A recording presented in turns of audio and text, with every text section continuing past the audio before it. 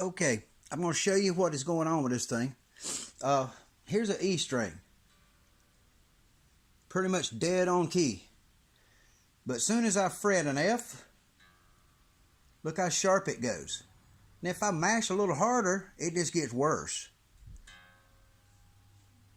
It does it all over the whole neck. I mean, from here down, everything.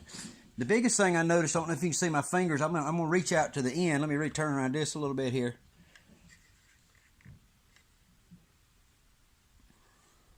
Sorry. I'm going to hit that same E.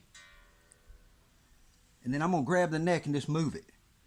Just with my fingers, just barely moving the neck. Look at this. I mean, I'm just using one finger up and one finger down, and that's what's happening. That's what I'm trying to figure out, brother. Thank you.